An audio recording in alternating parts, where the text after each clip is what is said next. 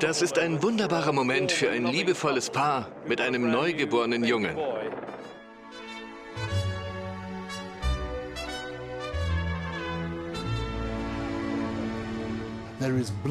In ihren Adern fließt Blut, das schon vor 1000 Jahren durch königliche Adern floss. Kann man damit Radio hören? Nur die wenigsten 90-Jährigen werden als stilvoll erachtet. Die Zeit hat ihn nicht geändert, ebenso wenig das Alter. Er war für uns Briten einfach ein mürrischer alter Mann.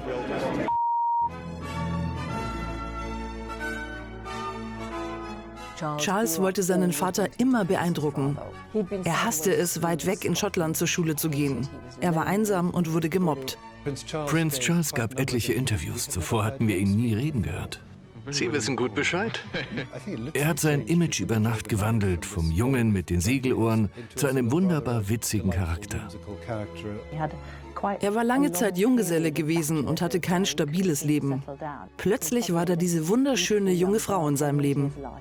Wenn man Diana fragte, ob sie in Charles verliebt war, sagte sie, natürlich. Und er fragte, was Liebe überhaupt sei. Die Sun widmet heute die ersten 5 Seiten einer angeblichen Romanze des Prinzen mit einer Kommilitonin.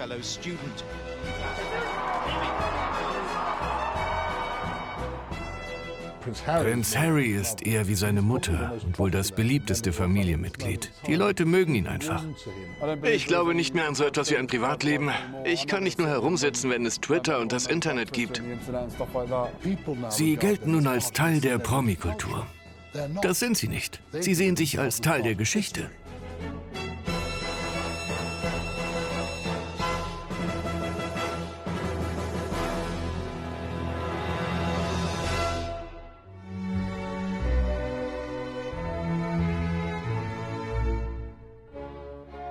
Prinz Philipp ist das Oberhaupt der Königsfamilie und Patriarch der Prinzen. Er gilt als bodenständiger, rauer Soldat, der verbal gelegentlich mit beiden Füßen ins Fettnäpfchen tritt. Sein Aufstieg aus relativ einfachen Verhältnissen zum größten Unterstützer der am längsten herrschenden Monarchin der britischen Geschichte war märchenhaft. Dennoch ist Prinz Philipps Geschichte wahr. Er kam auf einem Küchentisch in Korfu zur Welt und flüchtete in einer Orangenkiste an Bord eines britischen Zerstörers. Er verbrachte die 1920er Jahre im Exil in Paris. Am Ende der 1920er Jahre trennten sich seine Eltern. Die Mutter verkraftete das nicht und kam in der Schweiz in eine Anstalt. Seinen Vater verschlug es nach Südfrankreich, wo er zuletzt mit seiner neuen Freundin in einem Boot lebte. Nachdem er in Gordonston vornehmlich das Seefahrerhandwerk gelernt hatte, kam Prinz Philipp 1939 als Kadett zur königlichen Marine. Er sah unglaublich gut aus, zumal er sich auch stets fit hielt. Er sah seiner Herkunft entsprechend aus wie ein junger griechischer Gott. So jemanden hatte Prinzessin Elizabeth noch nie zuvor getroffen.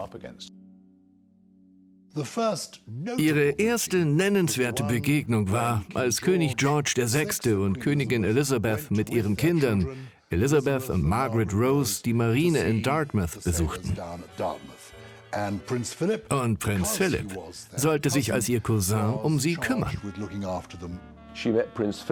Sie traf Prinz Philipp von Griechenland 1939 als eleganten Marinekadetten in der Marineschule von Dartmouth.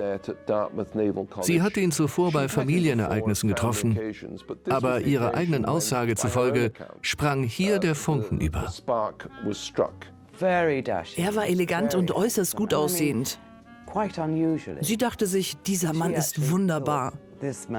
Wie eine 13-Jährige nun mal einen Prinzen sehen würde. Sie empfand danach nie mehr wirklich Zuneigung zu einem anderen Mann.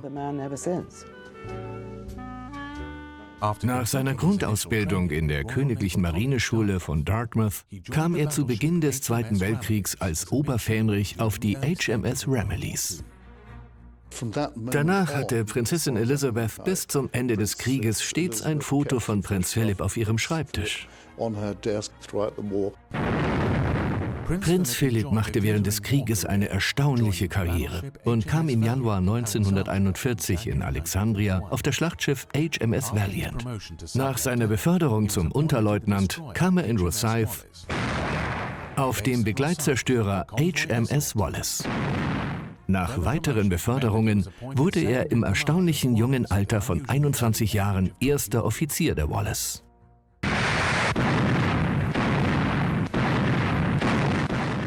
Die Wallace war im Rahmen der Landungen auf Sizilien im Juli 1943 Teil der alliierten Invasion Italiens. Prinz Philipp war ein Alpha-Männchen, sehr beherrschend, aber auch positiv. Prinzessin Elizabeth hatte nie zuvor so jemanden getroffen. Sie war es gewohnt, verschiedene Fürsten zu treffen, die sich ihr allesamt unterordneten.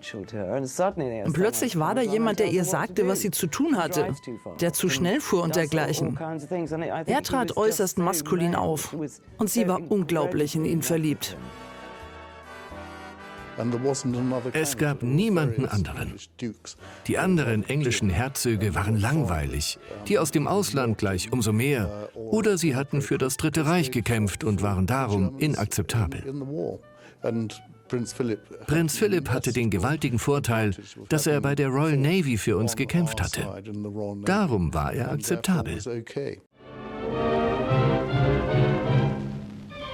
Nebst Neuigkeiten bezüglich der königlichen Hochzeit erreichten uns diese Bilder der Königsfamilie mit Leutnant Philip Mountbatten. Bei Hofe war man nicht sicher, wer dieser Mann war. Prinzessin Elizabeth war die perfekte Prinzessin. Wunderschön, wohlerzogen, wusste sich zu benehmen. Niemand war sich bei Prinz Philipp sicher. Wer war er? Wo waren seine Eltern?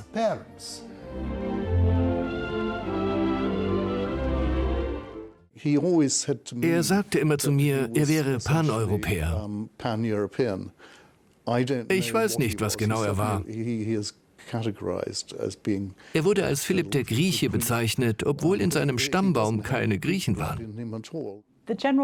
Die Allgemeinheit sah die Hochzeit von Elizabeth und Philipp als märchenhaft. Hunderttausende versammelten sich vor dem Palast, damit dieses fürchterliche Jahrzehnt wenigstens mit einem schönen Ereignis zu Ende gehen würde.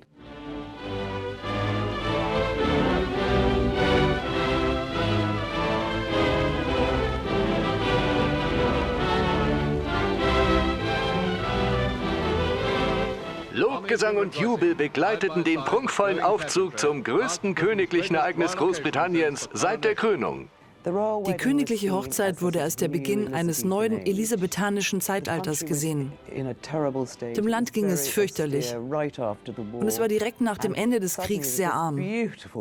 Doch plötzlich würde diese wunderschöne Braut, Prinzessin Elizabeth, gemeinsam mit diesem attraktiven Marineoffizier das Land aus den Wehen des Krieges und in eine goldene Zukunft führen. In der öffentlichen Wahrnehmung hatte ihre Hochzeit etwas Märchenhaftes.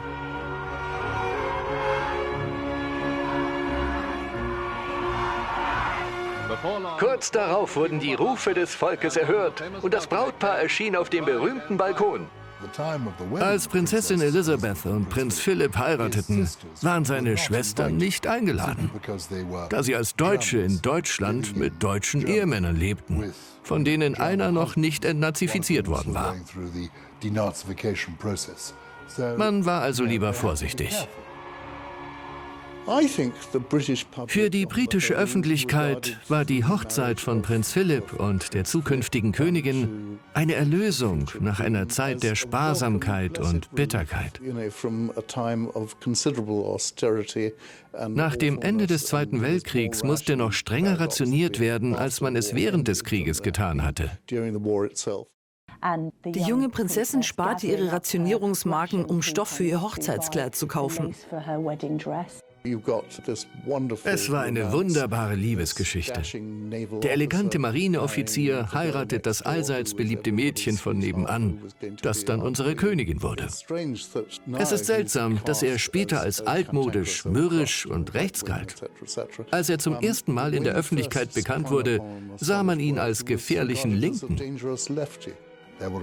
In der englischen Gesellschaft und insbesondere bei Hofe war man nicht sicher, wer dieser Mann war. Prinz Philipp erreichte 1952 bei der Marine den Rang des Kommandanten. Philipp hatte nach der Hochzeit darauf bestanden, seine Marinekarriere weiter zu verfolgen. Sie unterstützte ihn dabei sehr. Die königliche Familie willigte ein, also ging er nach Malta, wo die britische Marine damals noch ein großes Kontingent hatte. Er bekam sein eigenes Schiff. Sie besuchte ihn nicht als Prinzessin, sondern als die Frau des Kapitäns. Auch fuhr sie zum ersten und einzigen Mal in ihrem Leben ein eigenes Auto, besuchte Friseure, traf Freunde in Cafés. Sie genoss so etwas wie ein normales Leben und hätte sich gewünscht, es würde noch einige Jahre so weitergehen.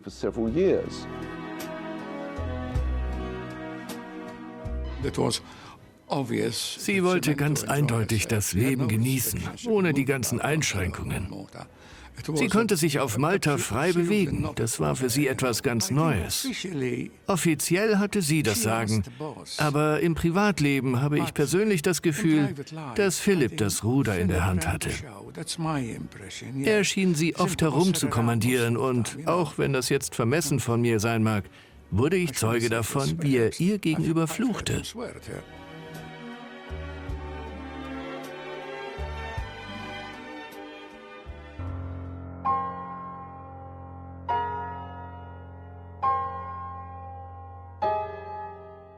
Der plötzliche Tod des Königs veränderte alles. Für Elizabeth wie auch für Philipp.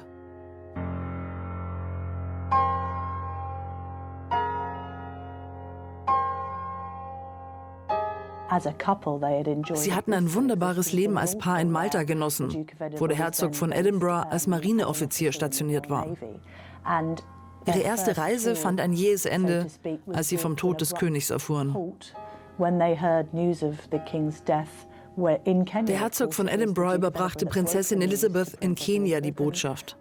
Sie war natürlich am Boden zerstört. Plötzlich verneigten sich die Menschen vor ihrer neuen Königin. Sie beide hatten ein für Angehörige der Königsfamilie relativ normales Eheleben genossen.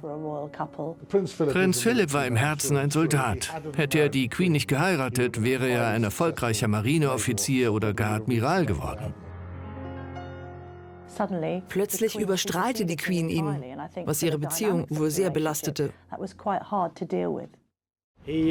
Er hatte eine hervorragende Marinekarriere vor sich. Er hatte mit Auszeichnungen im Mittelmeer im Zweiten Weltkrieg gedient.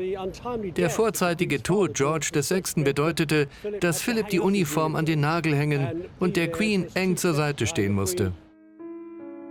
Wer Prinz Philipp kannte, wusste, dass er sich seine Erfolge verdienen wollte. Der Gedanke, plötzlich Flottenadmiral, Feldmarschall und Oberhaupt der königlichen Luftwaffe zu sein, ohne sich das verdient zu haben, behagte ihm nicht. Als Prinz Philipp früh in ihrer Ehe ohne sie auf der Britannia verreiste, meinten die Leute, sie hätten Eheprobleme. Es gab schon immer Gerüchte zu Philipp und anderen Mädchen. Philipp sagte mir einmal, wenn er so viele Kinder gezeugt hätte, wie man es ihm nachsagte, hätte er für nichts anderes mehr Zeit gehabt. Die Queen und Prinz Philipp waren wie füreinander gemacht. Sie fand jemanden, der ihr ebenbürtig war. Ich ging einmal mit ihnen abends ins Theater und saß bei ihnen in der Königsloge. In der Pause wartete ich mit dem Herzog von Edinburgh, während er die Queen quer durch den Raum beobachtete. Sie war von Menschen umringt, die sich verneigten und ihr die Hand schüttelten. Er lehnte mit einem Getränk in der Hand an der Wand. Ihre Blicke trafen sich kurz und sie lächelte. Daraufhin hob er sein Glas zum Gruß. Ich muss gestehen, dass ich mit Überraschung feststellen musste, dass wir seit 25 Jahren verheiratet sind.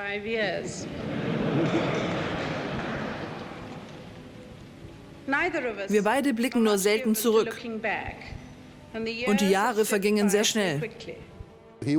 Er sah seine Aufgabe darin, seiner Frau das Herrschen zu ermöglichen. Er verwaltete zum Beispiel die königlichen Anwesen für sie und brachte sich mit Elan in Windsor, Sandringham und Balmoral ein. Die Queen sah es als ihre Pflicht, so langsam zu gehen wie die langsamste Person im Land, damit sich niemand abgehängt fühlte. Der Herzog von Edinburgh wollte also voranpreschen und möglichst viel schaffen und verändern, während die Queen langsam aber stetig voranschritt. Die Queen war das Staatsoberhaupt, aber Prinz Philipp war Oberhaupt der Familie. Auf ihn hatte man zu hören. Wir hatten das Glück, in glücklichen Familien aufzuwachsen. Wir hatten Glück mit unseren Kindern.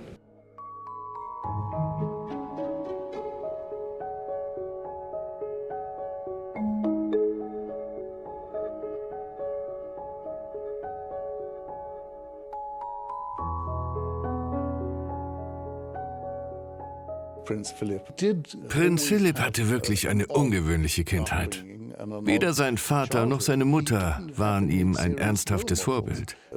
Das sollte sich später als Nachteil erweisen, wenn es um die Erziehung von Prinz Charles und den anderen Kindern der Königsfamilie ging. Der Herzog von Edinburgh verstand seinen Sohn einfach nicht und hatte eine schwierige Beziehung zu Charles. Sie sprachen nicht miteinander wie Vater und Sohn. Er muss ein schwieriger Vater gewesen sein. Seine Enkel, Prinz Harry und Prinz William, empfanden ihn sicher als hilfsbereit und fürsorglich. Bei seinen eigenen Söhnen wirkte das anders. Vielleicht war er von Prinz Charles genervt, dass dieser es nicht schaffte, seine Ehe mit Prinzessin Diana durchzusetzen, lag in gleichem Maße an seinem Sohn wie an seiner Schwiegertochter. Die Queen selbst hätte wohl als erste zugestimmt, dass Prinz Philipp kein Blatt vor den Mund nahm. Er hatte zu allem eine Meinung und brachte sie auch zum Ausdruck. Das war sein Stil. Er machte keinen Smalltalk, konnte Narren nicht leiden und redete gern über Wissenschaften. Er mochte tiefschürfende Gespräche. Ich fand ihn immer sehr lustig. Ich habe ihn öfters getroffen und erlebte ihn immer als sympathisch, gebildet und intelligent. Er war sehr an neuen Technologien und Ideen interessiert. Kann man damit Radio hören? Er war lustig, offen und sagte genau das, was er dachte. Jemand wie Prinz Philipp hat das Bedürfnis, das Eis zu brechen.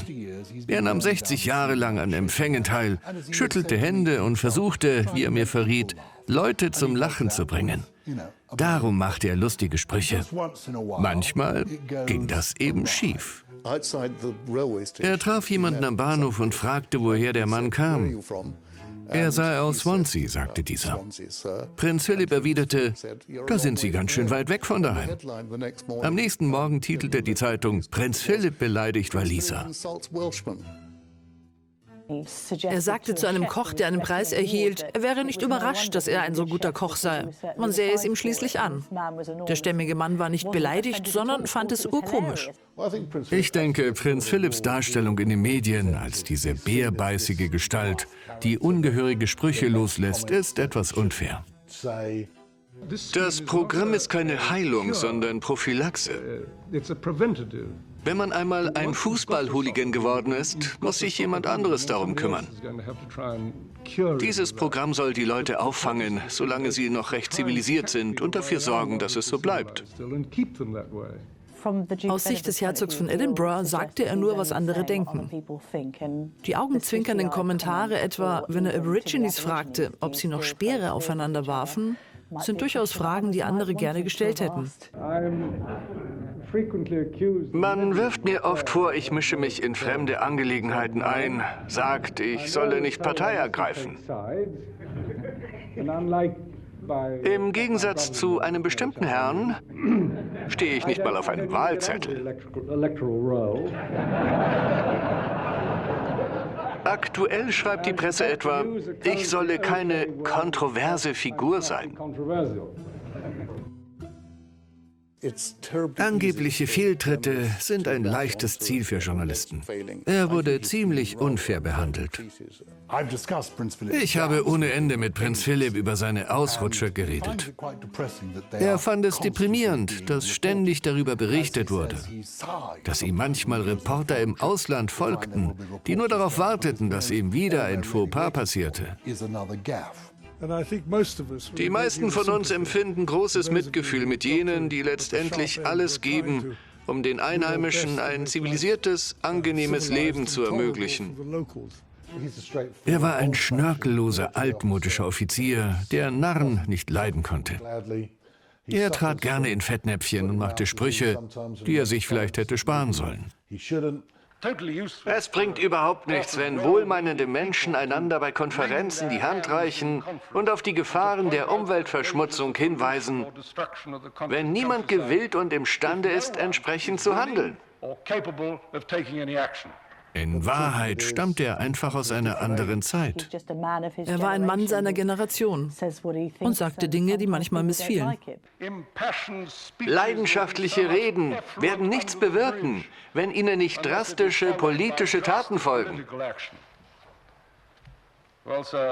Die Zeit verrinnt und es bleibt abzuwarten, ob jene mit politischer Macht ihrer Verantwortung rechtzeitig nachkommen und schnell genug handeln werden, um eine tagtäglich ernster werdende Lage zu meistern.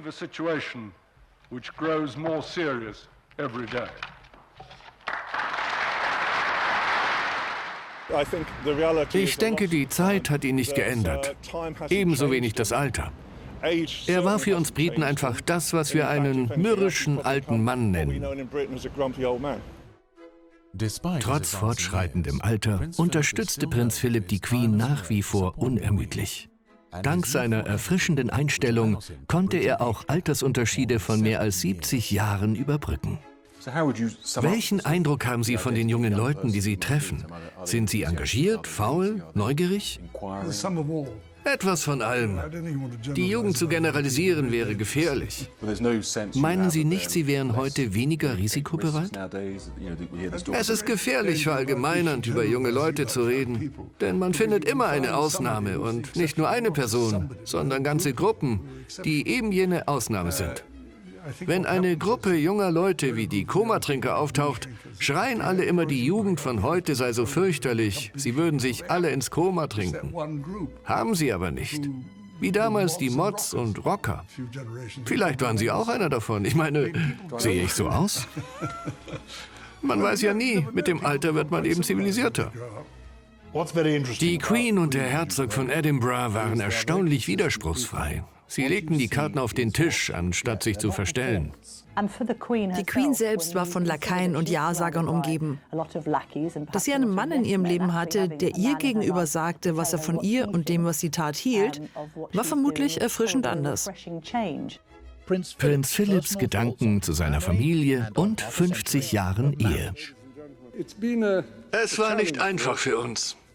Aber durch viele Versuche und Erfahrungen konnten wir unsere individuellen und gemeinsamen Interessen ins Gleichgewicht bringen.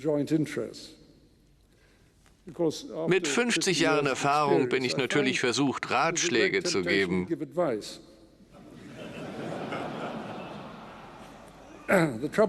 Das Problem ist, dass keine Ehe der anderen gleicht. Allerdings ist wohl die wichtigste Lektion, die wir lernen mussten, dass Duldsamkeit die entscheidende Zutat jeder glücklichen Ehe ist.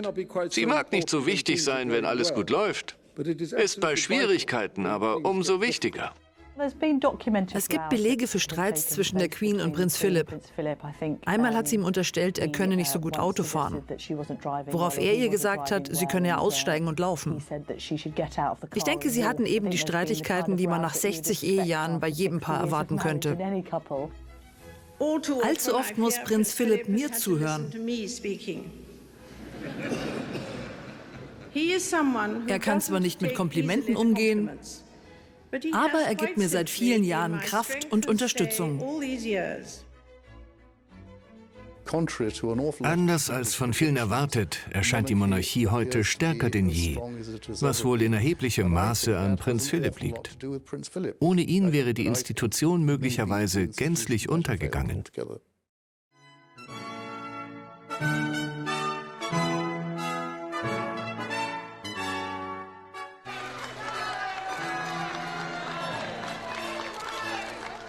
Als Prinz von Wales stand Charles an erster Stelle der Thronfolge. Dennoch sollte er einer der ältesten Prinzen werden, der je zum König wurde. Hätte die Queen so lange gelebt wie ihre Mutter, wäre Prinz Charles erst mit 77 König geworden. An diesem außergewöhnlichen Morgen bereitet sich das Land auf eine Feier vor. Prinz Charles kam am 14. November 1948 in Buckingham Palace zur Welt. Er musste von ihr getrennt werden, als er erst 10 Tage alt war, da sie nach der Geburt Masern bekam. Ihnen fehlte also diese wichtige Bindungsperiode zwischen Mutter und Kind. Nachdem Elizabeth 1952 den Thron bestieg, wurde er sowohl Thronfolger als auch Herzog von Cornwall. Er wurde vornehmlich von Kindermädchen aufgezogen. Eines der Kindermädchen machte der Queen Angst. Sie hieß Helen Lightbody und war ein richtiger Drache. Die Queen ging darum nicht gerne in die Kinderstube. Auch dadurch wurde die Queen von Charles getrennt. Charles entwickelte also eine viel engere Bindung zu seiner Großmutter, der Königin Mutter, als zu seiner eigenen Mutter. Sie war die zauberhafteste Großmutter, die man sich vorstellen kann. Ich hing völlig an ihr. Unter der Obhut seiner Kindermädchen verschloss er sich anderen gegenüber und begrüßte seine Mutter mit einem Händedruck statt einer Umarmung. Als die Queen nach einer langen Reise in Paddington aus dem Zug stieg und ihr Sohn, der sie so vermisst hatte, zu ihr ging, küsste sie ihn nicht, schloss ihn nicht in die Arme, sondern schüttelte seine Hand. Das bedeutet doch, wo ist meine Mama? Charles wollte seinen Vater immer beeindrucken, wollte Anerkennung von ihm, die er aber nie wirklich bekam. Der Herzog von Edinburgh verstand seinen Sohn einfach nicht. Er dachte, Jungen sollten nicht weinen. Es ging immer darum, die Ohren steif zu halten und die eigenen Gefühle zu kontrollieren. Aber das konnte Charles nicht bieten. 1958 wurde Prinz Charles der erste Prinz von Wales seit 1936, als König Edward VIII. Abgedankt hatte, um Wallis Simpson zu heiraten.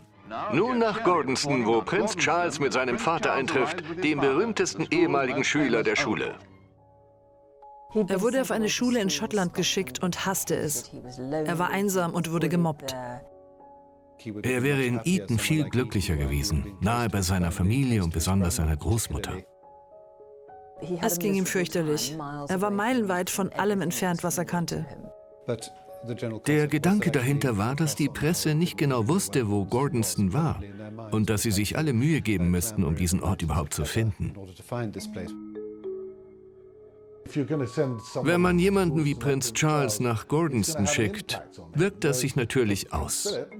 Prinz Philipp genoss jede Minute des spartanischen Systems, das Kurt Hahn dort eingerichtet hatte. Er liebte die gesamte Philosophie dahinter.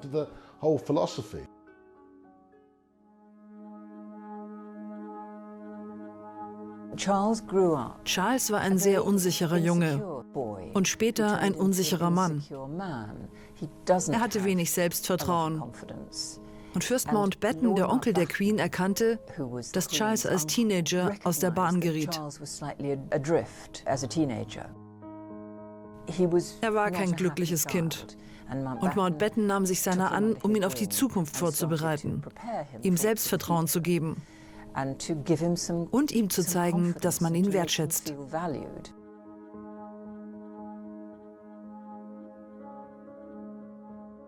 Prinz Charles gab etliche Interviews. Zuvor hatten wir ihn nie reden gehört. Er legte einen unterhaltsamen, eher trockenen Humor an den Tag. Dadurch hat er sein Image über Nacht gewandelt. Vom Jungen mit den Segelohren, der mit verschränkten Armen seinen Vater nachahmte, zu einem wunderbar witzigen Charakter. Da beißt was. Etwas Leine geben, Leine geben. Ja, der zieht gut Leine. Viel Leine. Das ist sehr aufregend, meine Damen und Herren. Sowas habe ich noch nie gesehen. Das muss ein richtig großer sein. Wirklich sehr groß. Charles empfängt Namen, Wappen, Würde und Ehre des Prinzen von Wales und Graf von Chester. Das Schwert des Grafen.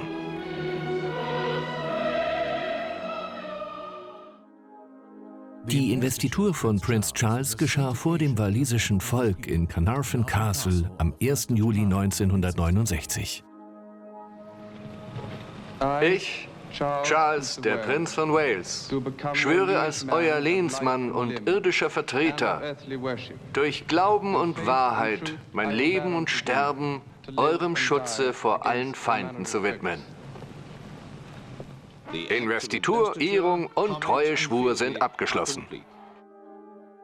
Trotz Kritik seitens der radikalen und anarchistischen Elemente der Swinging Sixties versuchte Charles monatelang in Wales, seine Kritiker zu überzeugen. Sie wurden auf der Straße von Peter Dawsons Anarchisten aufgehalten, die forderten, der reiche Herzog von Cornwall solle all sein Geld und Land abgeben. Wie reagiert man auf sowas? Sie wissen gut Bescheid. Wie reagiert man auf so etwas? Ich versuche, das Ganze mit Mitgefühl anzugehen. Ich halte es für einen Fehler, einfach zu sagen, Sie hätten Unrecht, Ihnen nicht zuzuhören. Ich möchte verstehen, was Sie wollen und warum Sie es wollen.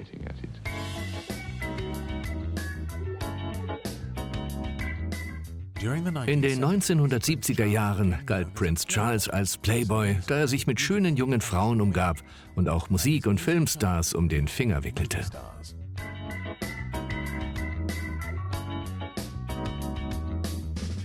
Prinz Charles genoss einen recht wilden Ruf und hatte eine Reihe schöner Freundinnen. Er war lange Zeit Junggeselle gewesen und hatte kein stabiles Leben geführt. Er zog eindeutig die falschen Schlagzeilen an. War er ein Playboy-Prinz? Konnte er keine Entscheidungen treffen? War er nicht imstande, sich festzulegen?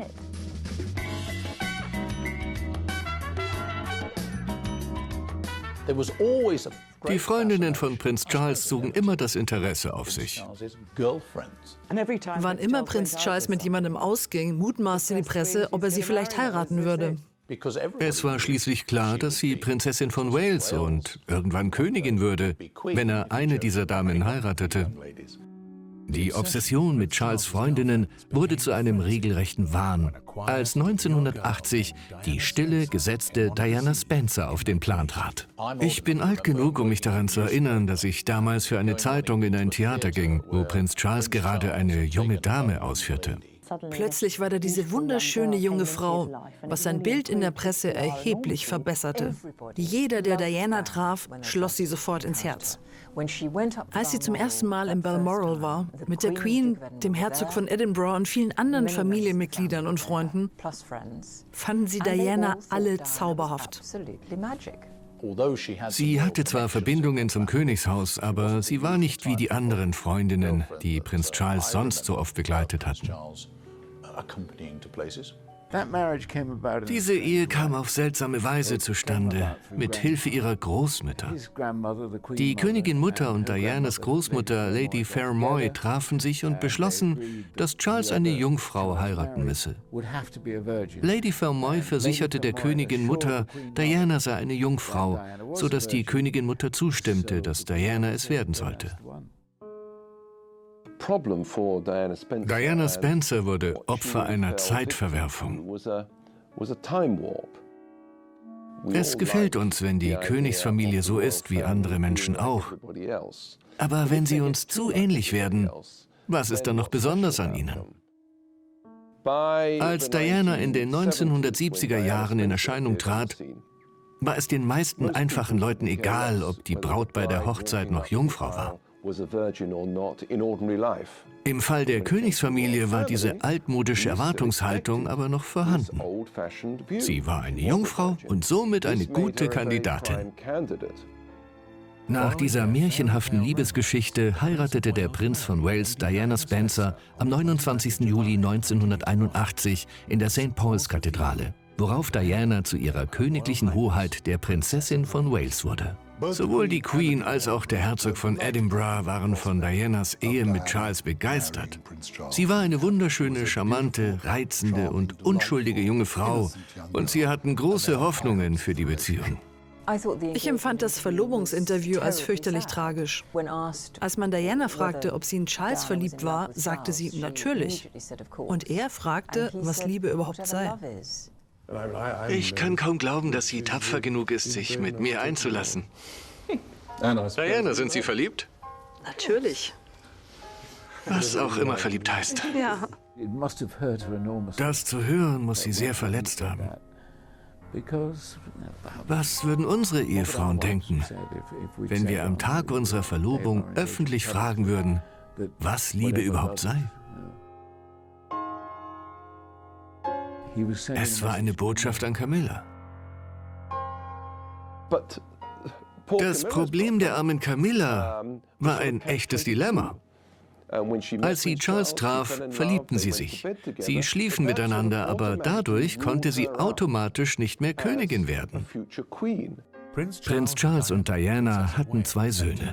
Prinz William kam am 21. Juni 1982 zur Welt, Prinz Harry am 15. September 1984. Ende der 1980er Jahre zeigten sich Risse in der Fassade ihrer Ehe. Sie hatte aufgrund ihrer Kindheit Probleme. Charles wusste damals nicht, was das Problem war. Sie lebte in einer romantischen Welt, las Liebesromane und hatte wohl gedacht, das königliche Leben wäre so, wie sie es aus ihren Liebesromanen kannte. Sie hatte aber keine Familie um sich, die sie unterstützen hätte können. Das ist das, was bei Diana schiefgelaufen ist. Niemand hat ihr irgendetwas gesagt. Es ist erstaunlich, dass Prinz Philipp so ein erfolgreiches Leben haben konnte, obwohl auch ihm niemand etwas gesagt hatte. Er wusste instinktiv, sich zu verhalten. Außenstehende erhielten keine Hilfestellung, was Prinzessin Diana zum Verhängnis wurde. Charles wusste einfach nicht, was er tun könnte, wie er ihr helfen könnte. Er dachte, es wäre seine Schuld. Er ließ Freunde fallen, die Diana nicht mochte. Entließ Personal, das sie nicht mochte. Tat alles, um sie glücklich zu machen. Er konnte sie aber nicht glücklich machen. Nichts konnte sie glücklich machen. Sie war emotional abhängig davon, dass man sie anbetete. Das führte zu einem großen Problem für Charles, dass sie ihn nicht unterstützte, sondern überstrahlte. Wenn er Reden hielt, ignorierte die Presse seine Rede und berichtete nur über Dianas Haare und Kleider, ob sie vielleicht wieder schwanger war. Das war für Charles unglaublich frustrierend. Die Queen war angesichts der Ehekrise von Charles und Diana aus mehreren Gründen sehr beunruhigt. Insbesondere ging es ihr um das Glück des Paares und ihre Fähigkeit für William und Harry, die geliebten Enkel der Queen, weiterhin gute Eltern zu sein. Diese waren schließlich die Zukunft der Königsfamilie. Die Queen war sich aktueller Trends durchaus bewusst. Sie lebte schließlich in der gleichen Welt wie wir, nicht abgehoben in einem Schloss. Sie wusste, wie unglücklich Diana war und dass die Ehe keine Zukunft hatte. Niemand erhielt ohne Termin eine Audienz bei ihr. Aber Diana saß im Vorraum, bis ein Besucher der Queen gegangen war und ging dann schnell zu ihr hinein, bevor der nächste kam. Sie weinte sich aus und sagte, dass alle sie hassten. Dass sie ihre Mutter, ihre Schwester und ihren Ehemann hasste. Die Queen war derartige Konfrontationen nicht gewohnt und wusste nicht, wie sie mit Diana umgehen sollte. Es wäre ein großer Fehler anzunehmen, dass sie Diana die Schuld gab. Wenn überhaupt, sahen sie und ihr Mann Prinz Philipp die Verantwortung eher bei Prinz Charles als bei Diana. Er war es schließlich, der emotional mit einer anderen Frau verbunden war. Der Prinz von Wales und Camilla Parker Bowes öffentlich beieinander. Charles und Diana und Camilla, Fergie und Andrew. Die Königsfamilie kann sich im Bett nicht zurückhalten und das macht Probleme. Als Jonathan Dimbleby in einem Interview fragte, ob er ihr untreu gewesen sei, sagte er, dass er ihr untreu gewesen sei, aber erst nachdem die Ehe unwiderruflich zerbrochen war. Seltsamerweise entschied die britische Öffentlichkeit nicht ihm zu glauben, sondern Dianas Version. Dass Camilla immer da war, dass nie eine Chance bestanden hatte, dass es funktionieren würde. Ich kam zu dem Schluss, dass es einfacher gewesen wäre, 2 Frauen zu haben.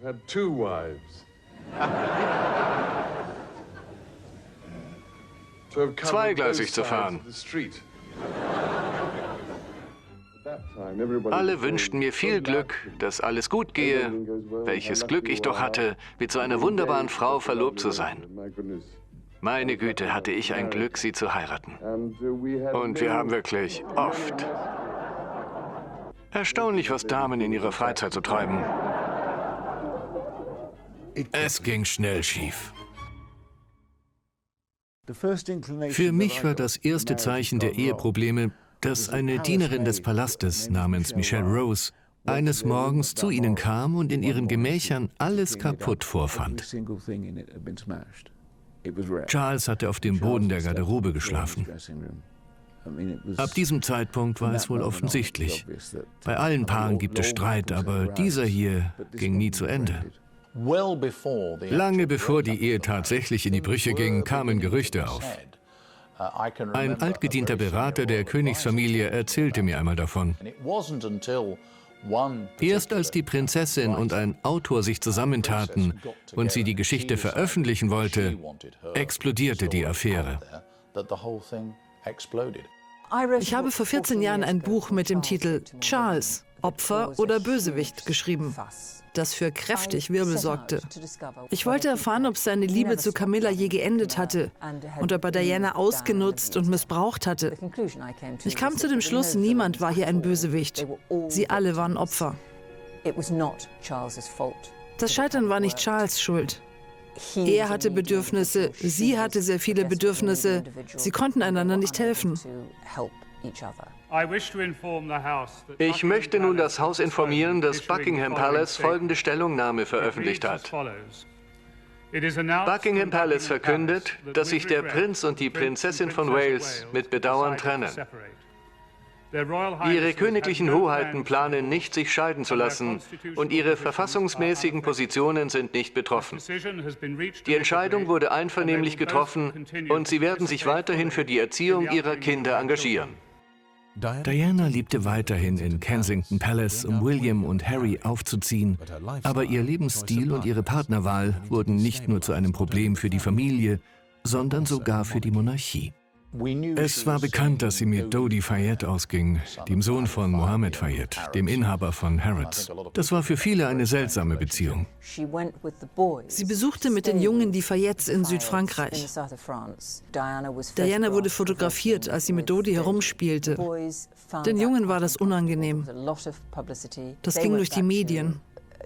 Sie kamen zurück nach England, flogen nach Schottland zu ihrem Vater und machten Familienurlaub.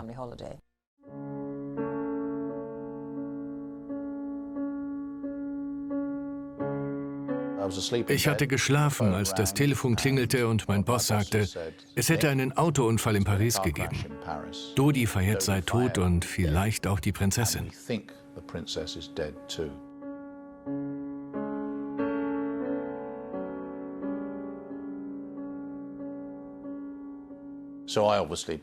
Ich zog mich an, ging mitten in der Nacht ins Studio und war danach gewissermaßen die gesamte nächste Woche im Fernsehen.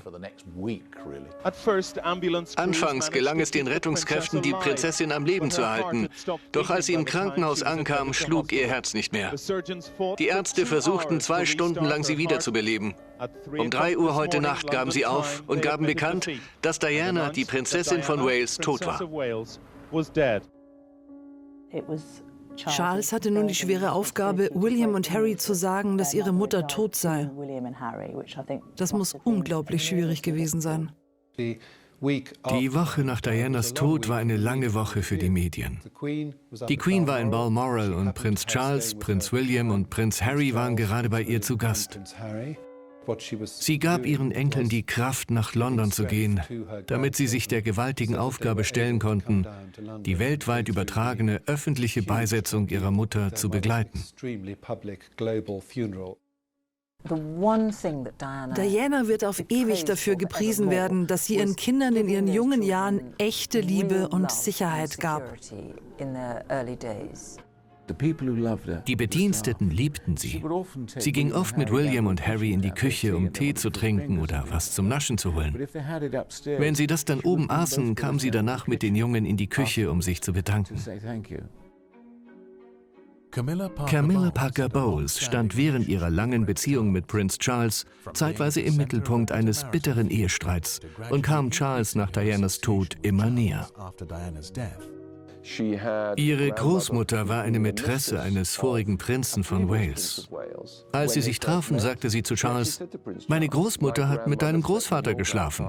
Wie sieht's aus?" Welcher junge Mann sagt dazu schon nein?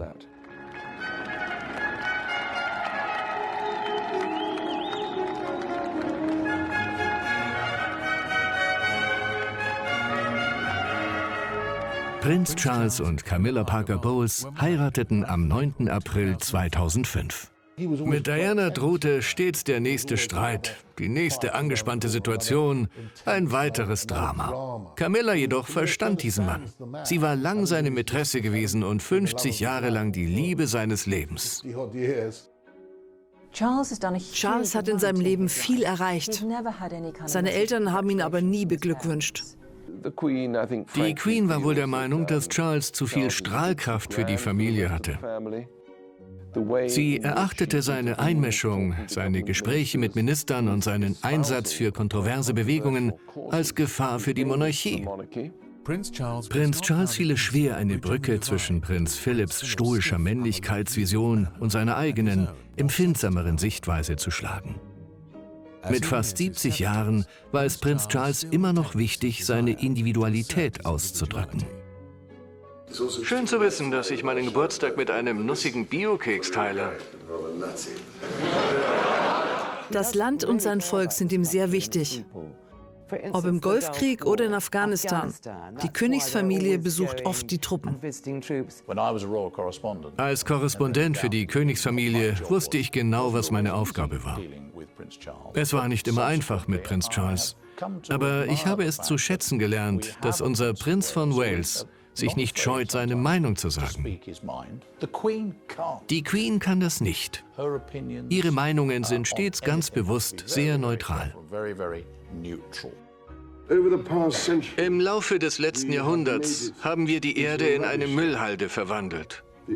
Der unendliche Zufluss von Abwasser ist eine Bedrohung für das empfindliche ökologische Gleichgewicht. Es sollte lange dauern, bis Prinz Charles König wurde. Ich bezweifle, dass er weiter so offen reden wird. Ich denke, er weiß, dass er als Monarch eine strenge, neutrale Linie verfolgen sollte. Aufgrund der langen Herrschaft von Königin Elizabeth war es unwahrscheinlich, dass Prinz Charles die gleiche Begeisterung hervorrufen würde, wie einst die junge Queen zu Beginn des zweiten elisabethanischen Zeitalters. Diese Ehre wird wahrscheinlich seinem Sohn, Prinz William, zuteil.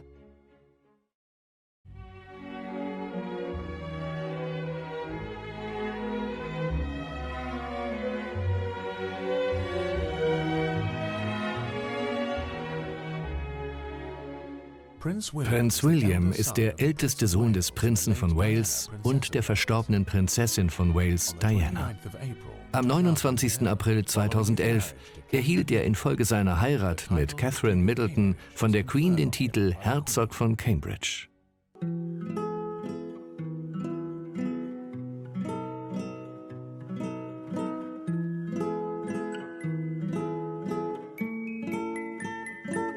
Prinz William kam am 21. Juni 1982 um 21:03 Uhr im St. Mary's Krankenhaus in London zur Welt. Prinz Charles kam strahlend heraus. Ich kletterte über die Absperrung, schüttelte ihm die Hand und gratulierte ihm.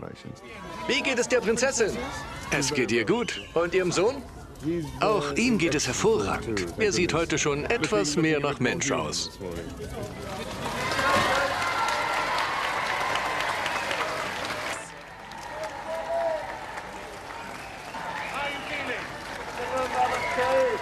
Könnten Sie sich hierher bringen?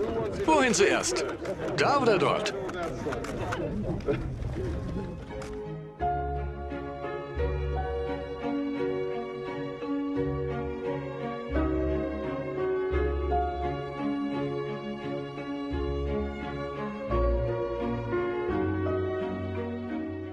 Nach dem Besuch der Mrs. Minors School ging der Herzog vom 15. Januar 1987 bis zum 5. Juli 1990 auf die Wetherby School in London.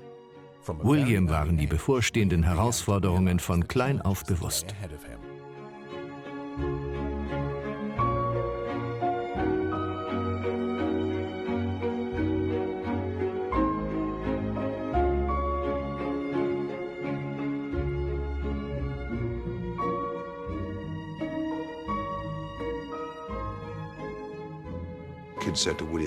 Ein Kind fragte William, ob er wirklich die Queen kenne. Und William sagte nur, du meinst meine Oma, oder? Es gibt Fotos von ihm, als er zum Polofeld laufen wollte und sein Kindermädchen ihn schnappte und schimpfte. William brach in Tränen aus. Danach rannte er zu seiner Mutter und sie tröstete ihn auf ihrem Schoß. William und Harry wuchsen in einer schwierigen Familie auf. Sie und ihre Mutter liebten einander. Auch ihr Vater liebte sie. Aus Prinz Charles wurde ein liebevoller, fürsorglicher Vater. Und seine Jungs lieben ihn sehr. Prinz Charles hatte auf Diana gehört und realisierte, dass seine Jungen verschiedene Persönlichkeiten hatten und mit verschiedenen Ansätzen erzogen werden mussten. Das zeigte sich auch darin, wie er Prinz William und Prinz Harry als Vater aufzog. Sie wollte, dass die Kinder auf bestimmte Art und Weise erzogen werden, und das wurde ihr gewährt. Sie ging auch mit ihnen zu McDonald's. Sie zeigte ihnen die Obdachlosen auf der Straße, damit sie erkannten, dass sie zwar als Prinzen etwas Besonderes waren, aber dass das Leben auch andere Seiten hatte.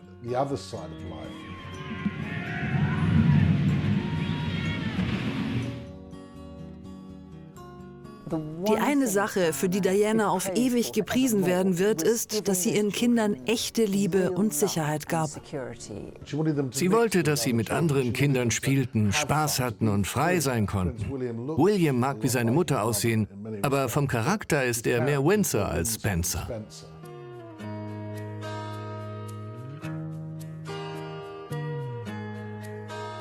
Ab September 1990 besuchte der Herzog 5 Jahre lang die Ludgrove School in Berkshire bis zum 5. Juli 1995.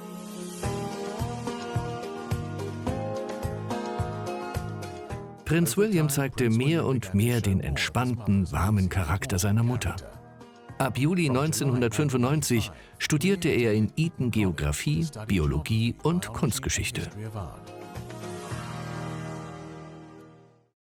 Es sollte kein gutes Jahr für den Prinzen werden. Zwar war er es gewohnt, dass seine Familie in den Medien war, aber sie gerieten aus den falschen Gründen in die Schlagzeilen. Innerhalb des Palastes hatte die Königsfamilie durchaus ein normales Familienleben, mit normalen Problemen und Emotionen. Doch sie standen unter größerem Druck als der Rest von uns, da alles, was sie taten, genau beobachtet wurde und Probleme sofort von den Kameras entdeckt wurden. So wie es dann auch bei Prinz Charles und Diana der Fall war. Als ich Prinz Philipp einmal danach fragte, sagte er einfach, wir sind eine Familie. So etwas geschieht nun mal in Familien. Und sie gingen wie eine Familie damit um. Ihre Reaktion war normal für Eltern ihrer Generation.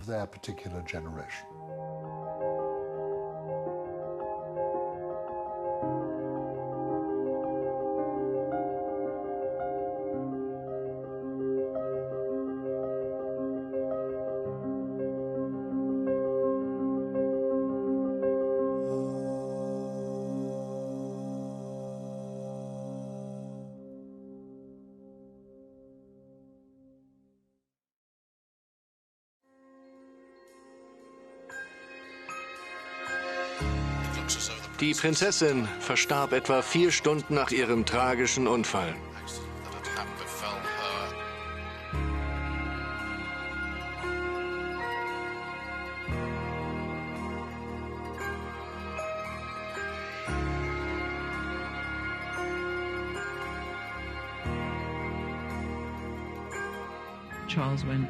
Charles überbrachte ihnen in den frühen Morgenstunden die Nachricht. Es muss fürchterlich für sie alle gewesen sein.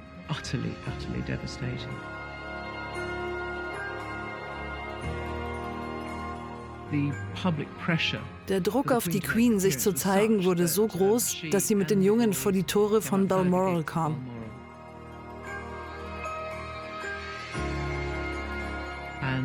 Sie würdigten die Blumensträuße und Gaben für Diana. Das muss schrecklich für die Jungen gewesen sein. Prinz William war in den Tagen nach ihrem Tod sehr tapfer. Er ging zu den Leuten, um ihnen die Hand zu reichen und ihnen für ihre Anteilnahme zu danken. Er war unglaublich tapfer. Vielen Dank. Er strahlte eine natürliche Würde aus, die es ihm erlaubte, seinem persönlichen Trauma zu trotzen.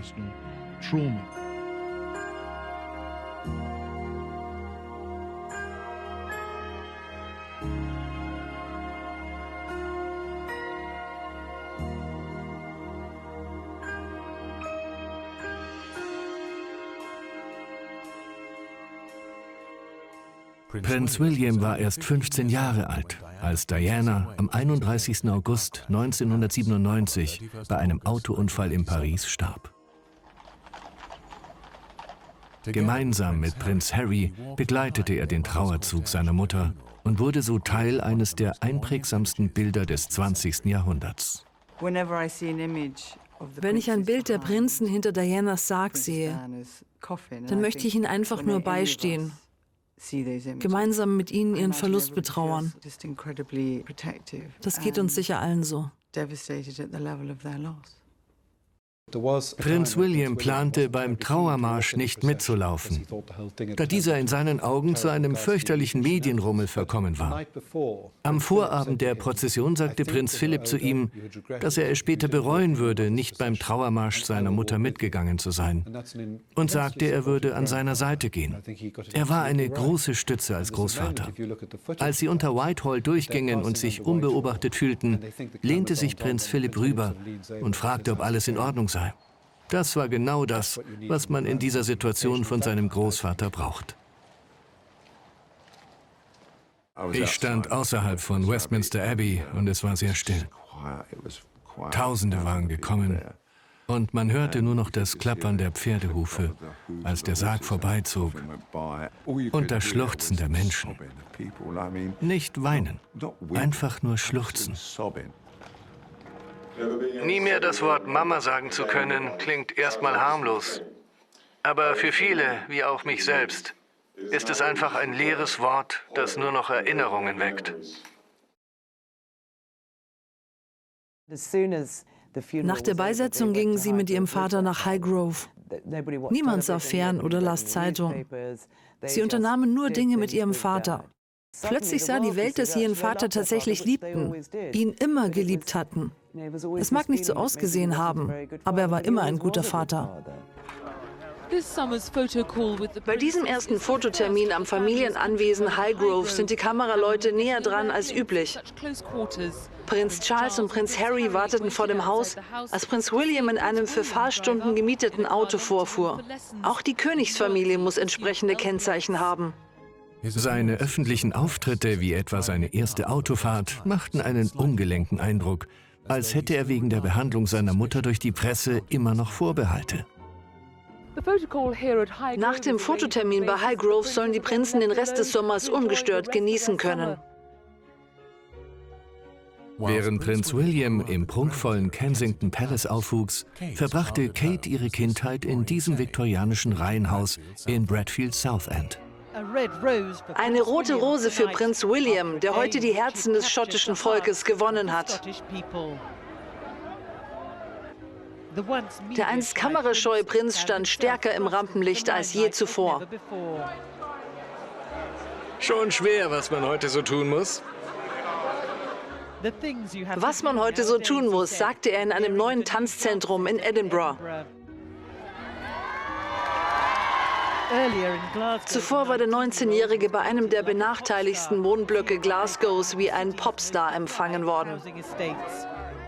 Nachdem seit seiner Kindheit jeder seiner Schritte verfolgt wurde, wollte Prinz William seine Studentenzeit weit abseits des Medienrummels und der Königsfamilie verbringen.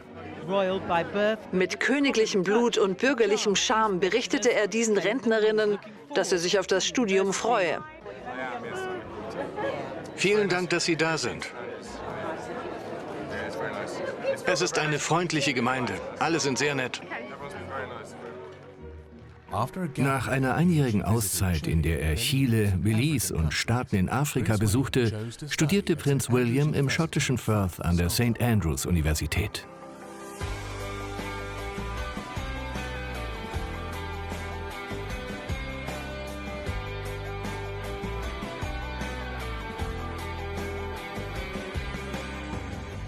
Die alte Gemeinde von St. Andrews an der Ostküste Schottlands war klein, abgelegen und hatte eine dichte Studentengemeinde. Sie galt zudem als die beste Universität Großbritanniens für die Partnersuche.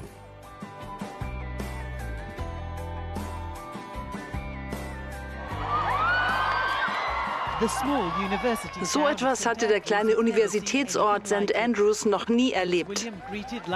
Prinz William wurde bei seiner Ankunft mit seinem Vater gefeiert wie ein Volksheld. Noch bevor er die erste Vorlesung seines Kunstgeschichtestudiums besuchte, war der Prinz bereits berühmt.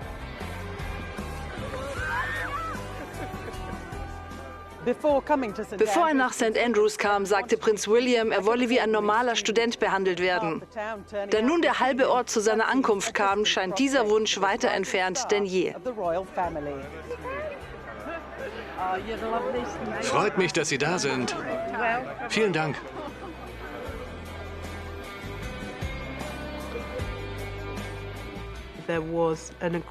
Es gab eine stille Vereinbarung zwischen Palast und Presse, dass man ihn in Ruhe studieren lassen würde, ohne dass die Paparazzi ihn ständig belästigen.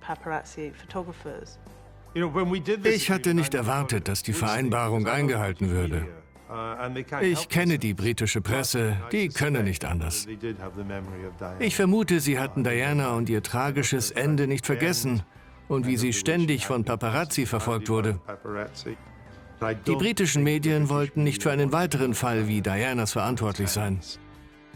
Dank dieser historischen Vereinbarung zwischen Palast und Presse konnte William die Universität als normaler, wenn auch berühmter Student besuchen.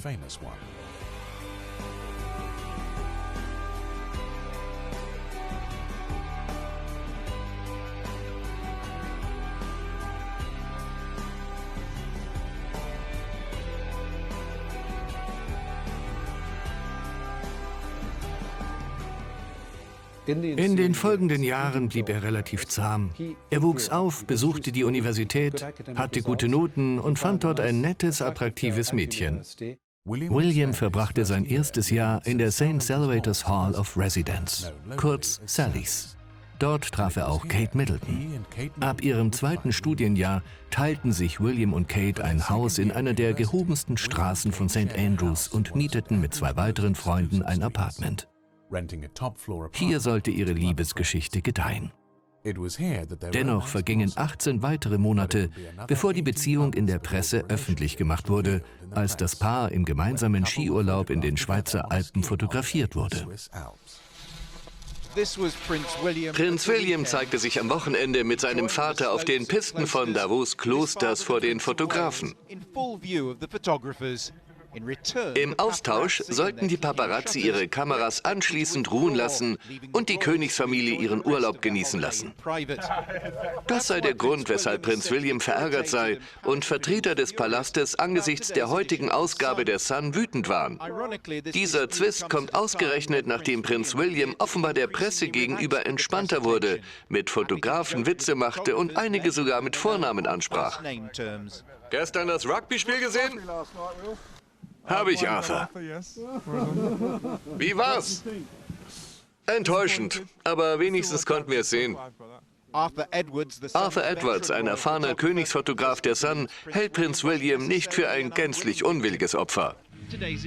Die Sun widmet heute die ersten 5 Seiten einer angeblichen Romanze des Prinzen mit einer Kommilitonin. Die wohl erste ernsthafte Freundin des Prinzen ist Kate Middleton und wohnt mit dem Prinzen in einer WG in St. Andrews. Niemand konnte es angesichts der Bilder noch leugnen. Sie waren ein Paar. Und die Schlagzeile hieß, Will hat ein Mädchen. Tatsächlich hatte er sie schon eine ganze Weile.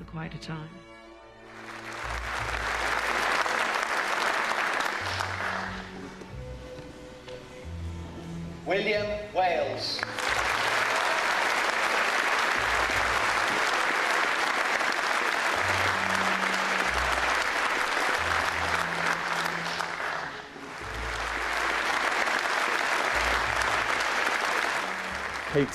Kates Leben sollte sich radikal ändern. Sie war ein normales Mädchen vom Marlborough College und wir alle wussten, sie würde eine der meistfotografierten Frauen der Welt sein.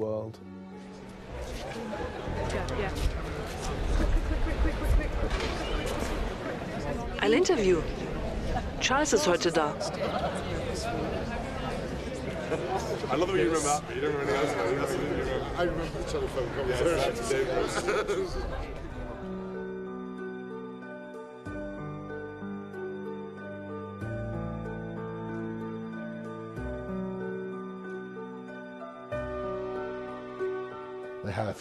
Sie hatten sich mehrfach getrennt, aber insgesamt waren sie seit langem ein stabiles Paar.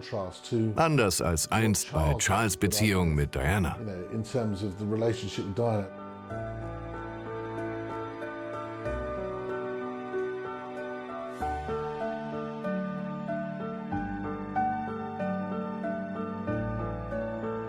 Prinz William und Kate Middleton haben sich getrennt. ITV News zufolge war dies eine einvernehmliche Entscheidung. Anders als frühere Trennungen ist diese endgültig.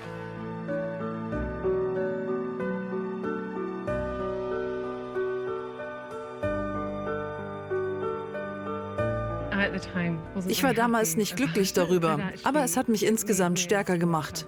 Man lernt sich dabei besser kennen. Es war mir damals wichtiger, als ich dachte. Klar. Wembley, 1. Juli 2007. An Prinzessin Dianas 46. Geburtstag veranstalteten William und Harry ein besonderes Konzert zu Ehren ihrer Mutter. Hinter den Kulissen gesellten sich die Prinzen zu Größen der Hip-Hop-Welt und Take That, die kürzlich wieder zusammengekommen waren. Es gab jedoch auch Gerüchte über eine andere Wiedervereinigung. Es wurde viel spekuliert, ob Kate und William wieder ein Paar waren. Am Tag vor dem Konzert fragte ich William, ob er Kate einladen würde. Bei mir kommen, das kannst du beantworten. Wow, was für ein Schock! Viele meiner Freunde kommen. Es wird eine großartige Nacht. Gut ausgewichen. Sehr diplomatisch. Anders als Prinz Charles und Dianas stürmische Romanze hatten Prinz William und Catherine Middleton eine bodenständigere Beziehung. Sie heirateten am 29. April 2011.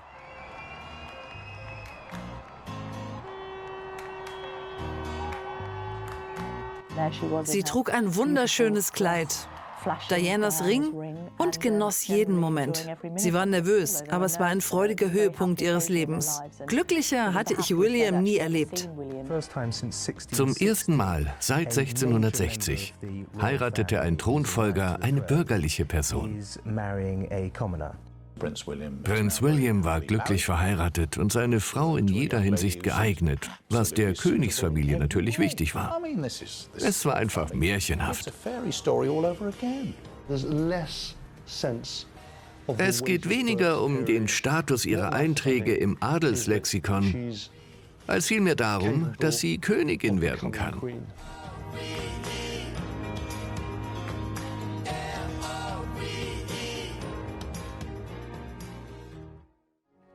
In Sandhurst wurde intensiv trainiert. So sah der Prinz bei der Übung aus. Der 44 Wochen lange Kurs gilt als äußerst strapaziös. Auch William musste mit anpacken. Der Herzog von Cambridge trat der Königlichen Militärakademie Sandhurst als Offizierskadett bei und wurde im Dezember 2006 vor den Augen der Königin zum Offizier der Armee ernannt. Er trat den Blues and Royals der Household Cavalry als Leutnant bei.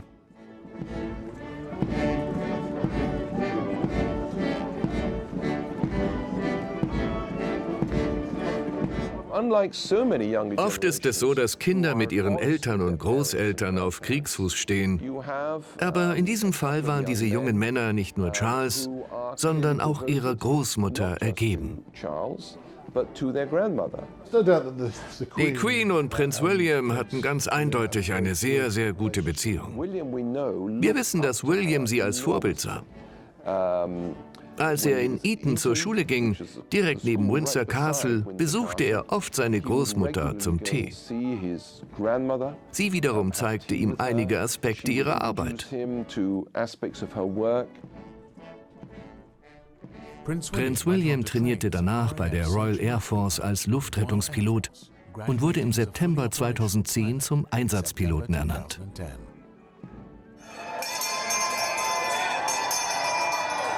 Hört! Hört! Hört! An diesem 22. Juli des Jahres 2013 begrüßen wir voll Bescheidenheit einen zukünftigen König, den Erstgeborenen des Herzogs und der Herzogin von Cambridge, an dritter Stelle der Thronfolge.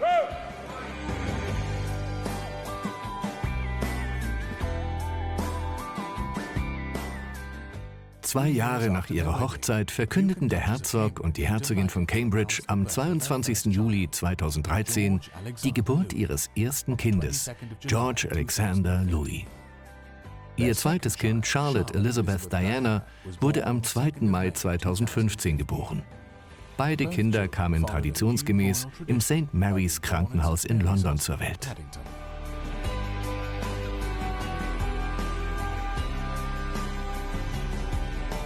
Er ist ein liebevoller Familienmensch und liebt seine Kinder George und Charlotte.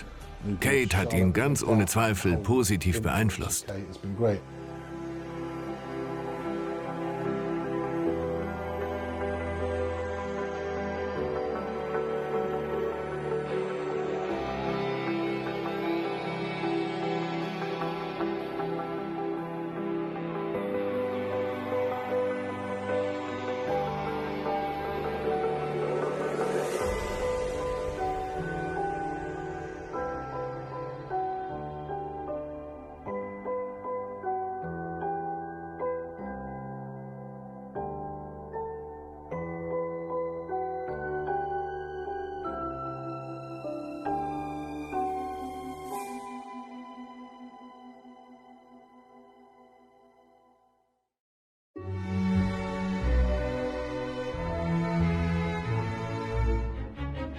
Ich finde ihn göttlich.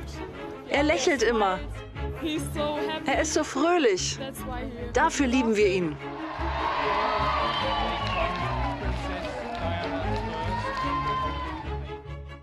Prinz Harry hat zweifelsohne ein Händchen für den Umgang mit dem Volk. Seit seiner Geburt am 15. September 1984 war Harry für seinen neckischen Humor und seine wilden Tendenzen bekannt.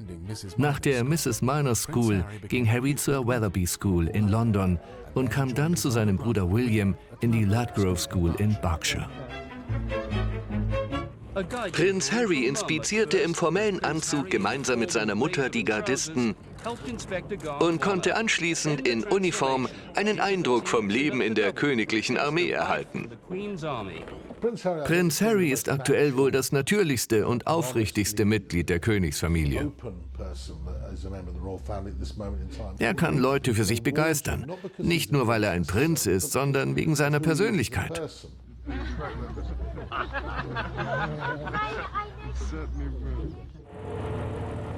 Bei seinem ersten formellen öffentlichen Auftritt erkannte er, dass es durchaus Vorzüge hat, wenn die Mutter Kommandantin der Dragoner ist. Während er seinen Spaß hatte, erzählte die Prinzessin den Soldaten von der Faszination ihres Sohnes für das Militär. Prinz Harry konnte zwar mitmachen, war aber noch zu jung, um Soldat zu werden. Prinz Harry besuchte wie sein Bruder William das Eton College. Er ist erheblich nachdenklicher, als viele meinen. Er mag nicht die größten akademischen Erfolge erzielt haben, aber er kann Hubschrauber fliegen und war am Südpol. Der berühmteste Schüler in Eton war heute wieder im Unterricht, obwohl es Harry schwer fiel, sich zu konzentrieren. Er hatte das Wochenende damit verbracht, erwachsen zu werden. Zu seinem 18. Geburtstag wurde er zum Hüter des Erbes seiner Mutter und einem wahren Mitglied der Königsfamilie.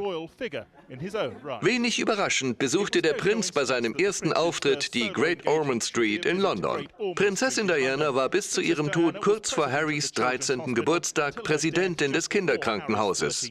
5 Jahre später gelobte er, ihre wohltätige Arbeit fortzusetzen. Prinz Harrys Interesse am Engagement seiner Mutter wurde vom Prinzen von Wales unterstützt, der zweifellos erleichtert ist, dass sein Sohn seine Alkohol- und Drogenprobleme überwunden hat. Er kann durchaus ein Playboy-Prinz sein, aber ich halte ihn eigentlich für ernsthafter. Er hat seine Playboy-Momente. Manchmal versuchte er, mir Märchen zu erzählen. Es gibt quasi 3 Harrys. Den empfindlichen Jungen, den kämpferischen Mann und den Idioten. Die Leute lieben alle 3. Er ist aktuell wohl das beliebteste Mitglied der Königsfamilie. Man mag es kaum glauben, aber bevor er vor die Kamera tritt oder eine Rede hält, ist er sehr nervös. Das macht ihn aber nur natürlicher und charmanter. Harry hat die schwierige Aufgabe, seine Rolle als Ersatzmann auszugestalten. Seine Mutter zu kopieren, die neben Charles ein ähnliches Dilemma hatte, ist schlau. Ein zweiter Sohn zu sein ist schwer, denn man hat keine vordefinierte Rolle. Man ist entweder Herzog oder Mitläufer. Film das! Du hast deine Stiefel vergessen. Nicht schon wieder. Leih dir meine von Marcus. Das älteste Kind bekommt die meiste Aufmerksamkeit. In diesem Fall William. Diana bemühte sich, das zu verhindern, aber es geschah trotzdem. Ich mache das nicht nur für die Kamera. Ich putze sie immer. Ich habe gestern gespielt und hatte keine Zeit. Lass es wen anders machen.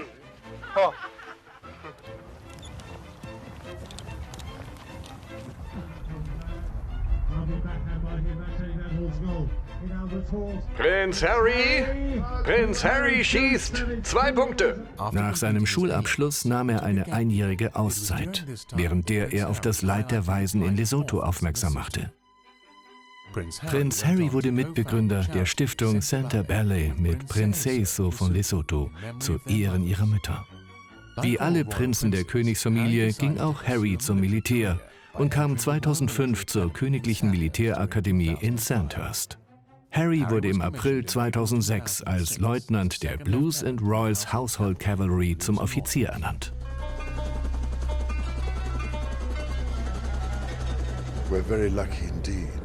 Es ist ein großes Glück, dass wir so viele Familien haben, von denen 2 oder gar 3 Söhne bei unseren Streitkräften sind. Das ist unglaublich. Als Elternteil ist man die ganze Zeit besorgt. Hier hat man vielleicht das Gefühl, es wäre schon in Ordnung. Es ist ganz anders für die, die zurückbleiben. Für die ist es fürchterlich.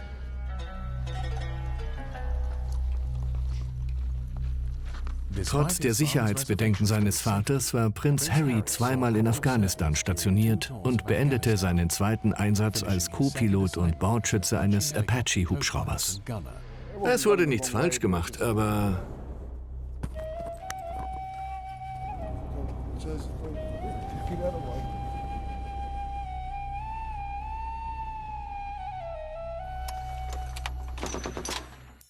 Ich hatte immer gehofft, voranzukommen. Ich kam an Weihnachten hierher, wurde vom Kugelmagneten zum Kugelabweiser. Die meisten Jungs waren enttäuscht, dass ich da war, weil anfangs nichts passierte. Aber jetzt geschieht langsam wieder etwas. Sie müssen also Feinde töten? Ja, das müssen viele. Wir schießen, wenn wir müssen. Ein Leben nehmen, um eines zu retten. Wir fliegen meistens Eskorte, wenn jemand verletzt wird. Allein wenn wir in einem Gebiet schweben, wehrt das Angriffe ab, weil die Aufständischen uns sehen und sich sagen, das wäre kein fairer Kampf mehr. Harry erlangte Bedeutsamkeit, indem er ein tapferer Junge war.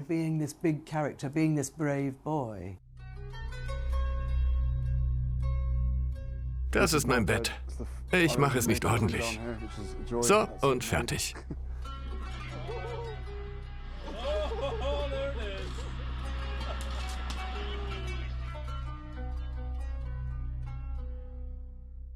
Harry ist ein Partylöwe.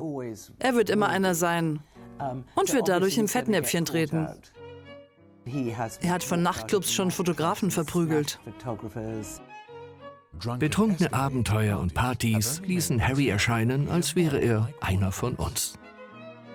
Ist er aber tatsächlich mehr Clown als Prinz?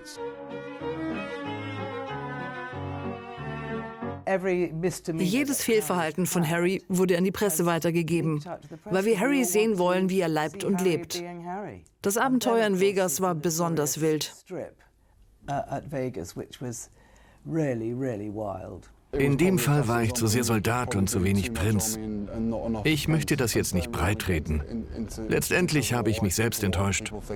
Ich habe meine Familie enttäuscht und auch andere. Aber es geschah in einem privaten Bereich und man sollte ein gewisses Maß an Privatsphäre erwarten dürfen. Er hat es nicht eilig zu heiraten. Musste er auch nicht. William und Kate hatten ja schon Kinder und die Lage bezüglich der Thronfolge hatte sich geklärt.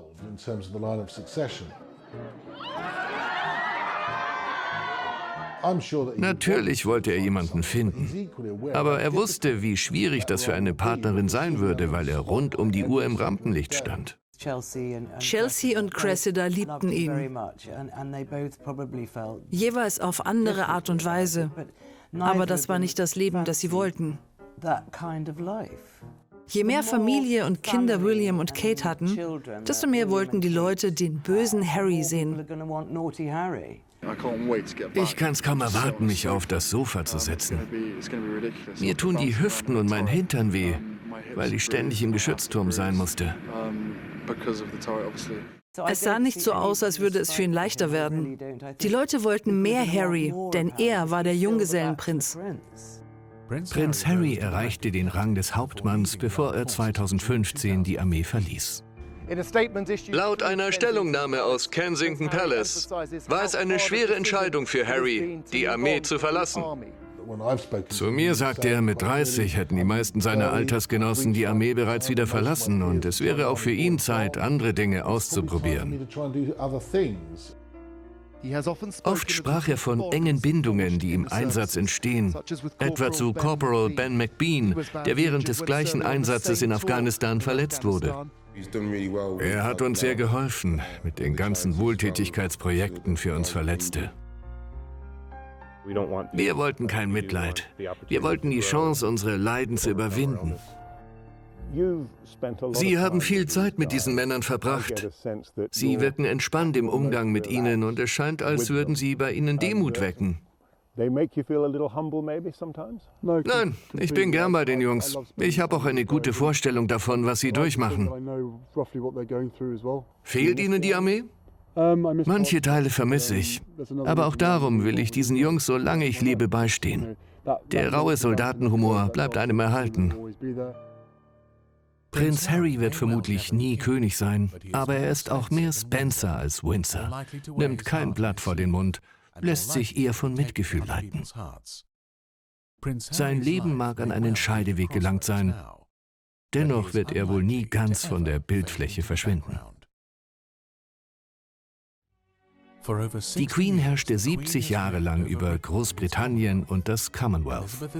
Elizabeth war die Matriarchin der Prinzen des Palastes. Als Ehefrau, Mutter, Großmutter und Urgroßmutter war ihr Pflichtgefühl ein Bindeglied der Windsor-Familie. Der Herzog von Edinburgh sagte einmal zu mir, dass die Queen, als sie nach der Thronbesteigung in den 1950er Jahren auf Reisen ging, von Millionen auf den Straßen bejubelt wurde. Hätte die Queen diese Aufmerksamkeit auf ihre eigene Person bezogen, hätte sie das verdorben. Sie wusste, die Aufmerksamkeit und Verehrung galt nicht ihr, sondern ihrer Position als Königin. Als sie Königin wurde, glaubten viele noch, sie wäre von Gott auserwählt worden. Es war ein Klassensystem auf Basis eines allmächtigen Establishments. Der Hochadel gab keine Interviews. Manchmal erscheint die wahrgenommene Abgehobenheit und Distanz geringer. Das sehe ich andersherum. Vielleicht ist das eher, was die Leute meinen, dass wir sein wollen. und nicht, wie wir tatsächlich sein wollen. Die Queen lehrte die Prinzen, dass ihre Pflicht an erster Stelle vor ihrem eigenen Vergnügen steht. Ich denke, sie hat den Film The Queen nicht angeschaut, da sie kein Interesse an sich selbst hatte. Sie las auch nichts zu ihrer Person, war nicht mit ihrem Ego beschäftigt. Sie war nicht Teil der ich-fokussierten Generation und hatte kein übersteigertes Kontaktbedürfnis. Sie war anständig, besonnen und pflichtbewusst. Zwei große Faktoren haben die Queen beeinflusst. Einerseits das, was ihrem Onkel Edward VIII. Geschehen war, der nur Kurzkönig war und nicht einmal gekrönt wurde. Das zeigte ihr, dass sie ihrer Pflicht nicht den Rücken kehren sollte. Sie führte fort, was ihr Vater begonnen hatte. Ihr Volk schloss sie noch mehr ins Herz als zuvor ihren Vater. Der Wille, sich für das Land zu opfern, macht aus einem Prinzen einen zukünftigen König. Man sieht, was Prinz William in Australien und Neuseeland erreicht. Ich halte die Königsfamilie im 21. Jahrhundert für noch wichtiger, als wir es uns bisher eingestehen wollten. 4 Generationen des Hauses Windsor. Prinz Philipp, Prinz Charles, Prinz William, Prinz Harry und Prinz George. Er hat Charakter und kann das Volk für sich begeistern. Schwer zu sagen, was für ein König aus ihm wird. Wird es die Monarchie da noch geben? Ich denke, wahrscheinlich schon. Die älteren Prinzen geben der jüngeren Generation beruhigt die Zügel in die Hand, denn sie wissen, die Prinzen des Palastes bleiben dem Kern der Monarchie treu. Das Volk zu einen.